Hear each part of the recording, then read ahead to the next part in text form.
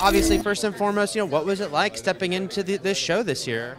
A great honor. It's a big, exciting, amazing show, and it's funny to be a fan and then suddenly have the responsibility of honoring all those fans with really hard work to try, because obviously it's a huge deal, and it's funny being in a job that you kind of wish was never there.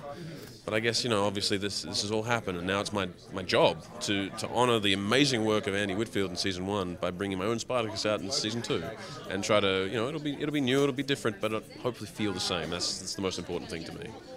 The show obviously is going to be very different no matter what, because it's a huge change of setting. The characters are all free now. What is their first step? It is epic. There's a trailer coming up later on which will just blow your mind. I remember watching it and just going, I was there, and I was like, you're kidding me. It was huge when I was there, and now it's even bigger. How have you done this? The scale is phenomenal. I mean, I don't want to be the guy that spoils things, so I'll keep a lid on that. I'll leave that to Steven tonight. He's got the reins on that. But yeah, exactly. They're out of the ludus now, and they're on a mission of vengeance. But from both sides, the Romans and the rebels are both out for vengeance, and it just kicks off on a scale that you can't imagine. To say that Crixus and Spartacus are uneasy allies seems to be an understatement, given how much it took to get them together at all. Yeah, an understatement indeed. Yeah. So now, going forward, what's it like for them now that they're free men trying to work together? Well, yeah, it's an uneasy alliance, and and the thing I love about the characters in this show is they're all slightly flawed. They always have demons they're fighting, and obviously Spartacus and Crixus have a big challenge as far as I think in season 1 there's that beautiful scene where they're sitting down and they're talking about how they could be friends, but they're just not in this life, and there's a certain truism to that they have a tenuous friendship. They're trying to work, but there's just enough different about them that just makes them keep butting heads, and so that's an ongoing challenge throughout the whole season.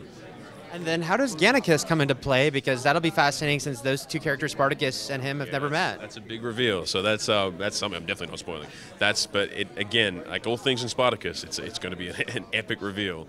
So yeah, he has an important part to play in this season coming up. But that's part of the joy of watching it.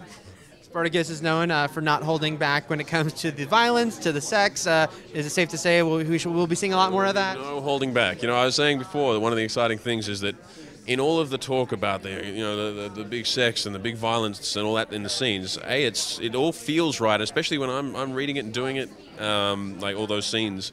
They always feel like, of course, this is exactly what Spartacus or whichever character, this is how it would go. Like it's something true of the times that make it raw and visceral and exciting, and kind of what makes the show awesome as well. Around the amazing storylines has this real, tangible, alive, Roman times. It just feels right, and definitely there's somehow. I mean, I've seen the first 2 seasons, and somehow they keep upping the stakes, and then you can expect the same in this.